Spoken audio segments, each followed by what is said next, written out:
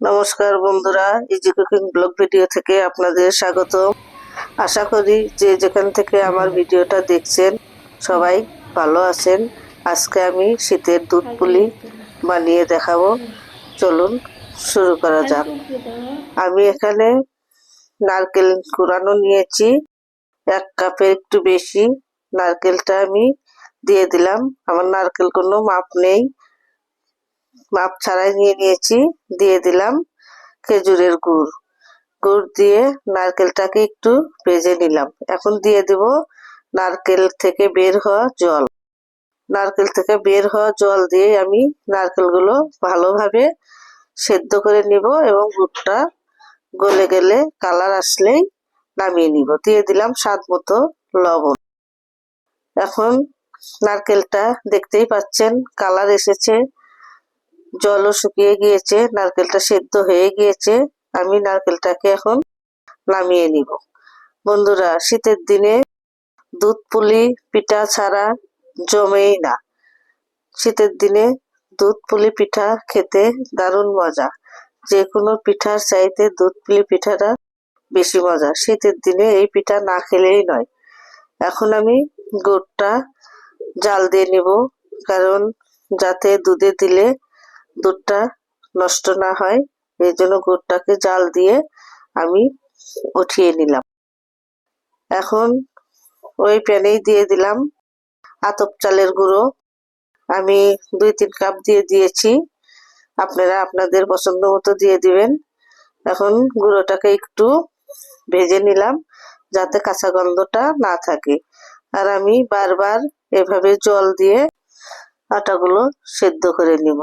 দেখতেই পাচ্ছেন বন্ধুরা, বেশি জল দেব না, নরম হয়ে যাবে। আমি অল্প অল্প জল দিয়ে আটাগুলোকে সেদ্ধ করে নিয়েছি। চালের আটা সেদ্ধ হয়ে গিয়েছে, এখন নামিয়ে ঠান্ডা করে নিয়েছি। আর একটু ডলে নিয়েছি, একটু হালকা গরম থাকতেই ডলতে হয়, নাহলে শক্ত হয়ে যায়। আমি ডলে এভাবে হাতে পিঠার আকারে বানিয়ে নিয়েছি। দেখতেই পাচ্ছেন বন্ধুরা, ওগুলো আগেই বানিয়ে নিয়েছি। এখন এই হাতের সাহায্যে দেখতেই পাচ্ছেন এভাবে 2-1টি বানিয়ে নিব। নারকেলের পুরটা ভরে দিলাম, দিয়ে এভাবে শেপ দিয়ে দিলাম। আপনারা চাইলে পিঠার সাজও পাওয়া যায়, সাজ দিয়েও বানিয়ে নিতে পারেন। এভাবে আরো 2-1টি বানিয়ে দেখাবো। বন্ধুরা, যে কেউ এভাবে সহজ পদ্ধতিতে পিঠাপুলি বানিয়ে নিতে পারবেন। এই পিঠাটা খেতে অসম্ভব মজা এবং এই পিঠাটা শীতের দিনেই ভালো লাগে। দুধ পুলি পিঠা খেতে ভালোবাসে না এমন মানুষ কমই আছে। আমি এখানে 1.5 কেজি দুধ দিয়ে দিয়েছি। দুধটা ফ্রিজে ছিল, গরুর দুধ। আমি দুধটাকে গলাইতে সময় হয়নি, তাই এমনিই দিয়ে দিয়েছি। দেখতেই পাচ্ছেন 2-3টি সাদা এলাচ দিয়ে দিলাম, আর দিয়ে দিলাম একটি তেজপাতা, একটু গন্ধর জন্য। দুধগুলো আমি গরম করে নিয়েছি। এখন দিয়ে দিলাম স্বাদ মতো চিনি। আমি গুড় দিয়ে দিব, তাই আমি অল্প চিনি দিয়ে দিয়েছি।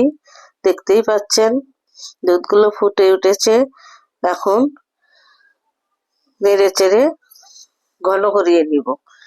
দুধ পুলি পিঠা একটু দুধটা ঘন হলেই ভালো লাগে। এখন আমি পিঠাগুলো দিয়ে দিলাম। আমি একটু বড় সাইজের পিঠা করে নিয়েছি, আপনারা চাইলে ছোট আকারেও করে নিতে পারেন।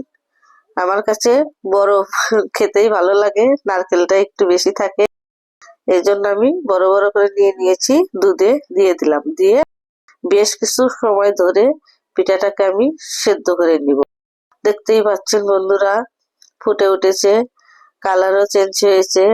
দেখতেই পাচ্ছেন পিঠাটা আমার আধা সেদ্ধ হয়ে গিয়েছে। পিঠার কালার দেখলেই বোঝা যায় সেদ্ধ হয়ে গিয়েছে। এখন আমি গুড়গুলো ঠান্ডা করে নিয়েছি।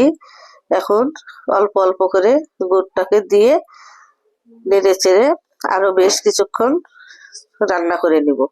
বন্ধুরা, আপনারা একবার হলেও এভাবে দুধ পুলি বানিয়ে খাবেন। শীতের দিনে দুধ পুলি খেতেই ভালো লাগে।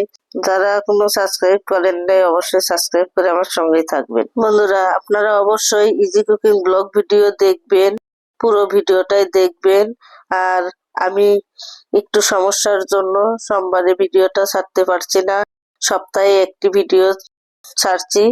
এই বৃহস্পতিবার সন্ধ্যা 6টা থেকে 7টার মধ্যে আমি একটু সমস্যায় আছি, সময়ের অভাবে আমি করতে পারছি না। এই জন্য আমি সপ্তাহে এখন একদিন বৃহস্পতিবার সন্ধ্যা 6টা থেকে 7টার মধ্যে ভিডিও আপলোড করে থাকি। আপনারা অবশ্যই আমার ভিডিওটা দেখবেন এবং আমাকে এগিয়ে নিয়ে যেতে সাহায্য করবেন। দেখতেই পাচ্ছেন বন্ধুরা, পিঠাটা সেদ্ধ হয়ে গিয়েছে। আমি এখন উঠিয়ে পরিবেশন করছি। দুধটাও ঘন হয়ে এসেছে, আর একটু সারা রাত ভিজলে অনেক ভালো লাগবে। আমার দুধ পুলি পিঠার রেসিপিটি যদি আপনাদের ভালো লেগে থাকে, লাইক, কমেন্ট, শেয়ার, সাবস্ক্রাইব করে দিবেন। বন্ধুদের মাঝে বেশি বেশি শেয়ার করে দিবেন। নিয়ে আসবো নতুন কোনো রেসিপি। ভালো থাকুন, সুস্থ থাকুন। ধন্যবাদ সবাইকে।